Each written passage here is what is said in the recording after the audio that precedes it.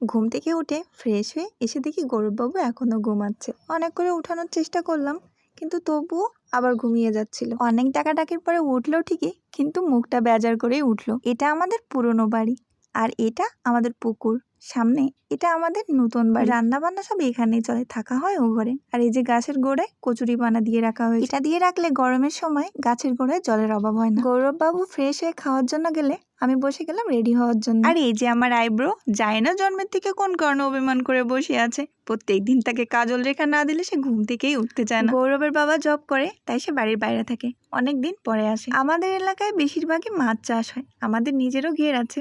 আমি নিজেও একটা ঘের করি, অবশ্য ওটা গৌরবের বাবা করতো, এখন সেটা আমি করি। আমার সাজগোজ করতে ভীষণ ভালো লাগে, তবে খুব বেশি না, সিম্পল। এই যে আমার লক্ষ্মী সোনা, তা যত দুষ্টুমি, যত হাসি খুশি খেলা সবই আমার সঙ্গে, যেন আমি ওর বন্ধু। এই যে আমাদের আরেকটা বন্ধু, জানি না কোথা থেকে উড়ে এসেছিল, তবে তখন থেকেই সে আমাদের সঙ্গেই থাকে। এটা আমাদের গ্রামের রাস্তা, আর এই যে বাঁশের শাখো, এটা পার হয়ে ওপারে আরেকটা গ্রামে যেতে হয় এই গাড়ির স্ট্যান্ডে। এই গাড়িতে করেই আমরা বাজারে যাব, যেখানে গৌরবের স্কুল। গৌরবের স্কুলের ম্যাডামের কাছে প্রাইভেট পড়ে। এই জানেন তো, সকালবেলায় এই গাড়িতে করে যাওয়াটা আমার ভীষণ ভালো লাগে, ঠান্ডা বাতাস। আর এই যে গৌরবের ম্যাডাম, গৌরবকে স্কুলে রেখে আমি বেরিয়ে গেলাম খাওয়ার জন্য, কারণ আমি সকালে না খেয়ে বেরিয়েছিলাম।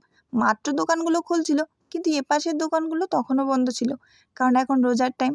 একটা দোকান খোলা পেয়ে সেখান থেকে কিছু খেয়ে নিলাম। তারপর চলে এলাম দাদুর দোকানে বসার জন্য, কারণ অনেকটা সময় বসতে হবে। আর দাদুর দোকানে এসে দেখি দাদু এক গাদা ময়লার ভিতরে ভূতের মতো বসে আছে। দাদুর এই হাস্যকর পরিস্থিতি থেকে পাশ কাটিয়ে ভিতরে যে দেখি দিদিমা ছোটকে খাবার দিচ্ছে। তো আমি দিদিমার সঙ্গে বসে অনেকক্ষণ গল্প করলাম।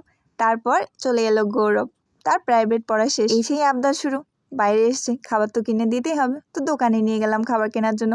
কিনতে যে দেখা হলো আমাদের সেই ভাইয়াটার সঙ্গে, যে কিনা বাংলা লিঙ্কে জব করে, আর আমাকে টি শার্ট দেবে বলে প্রায় 1 মাস ধরে ঘোরাচ্ছে।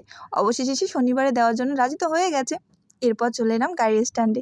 এই যে মেয়েটাকে দেখছেন, আমি চিনি না, গাড়িতে এসেছিল।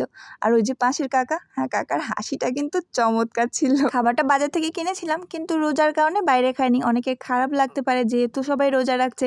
তো গৌরব এসেই টিভি নিয়ে বসে পড়েছিল কার্টুন দেখার জন্য, আর আমি স্নান করে গৌরবকে খাওয়াতে নিয়ে যেয়ে দেখি সজনে ডাঁটা দিয়ে রুই মাছ রান্না হয়েছে, আর দেশি মুরগির ঝোল। হ্যাঁ, চিকেন লেগ পিস, এটা তো গৌরব অবশ্যই বলবে খাওয়ার সময়। চিকেন লেগ পিস তো তার দারুণ পছন্দ। আজ তাহলে এ পর্যন্তই, চলে আসবো নতুন আরেকটা ব্লগ নিয়ে। ততদিন ভীষণ পরিমাণে ভালো থাকুন, আর হ্যাঁ, আমাকে সাবস্ক্রাইব করতে একদম ভুলবেন না কিন্তু।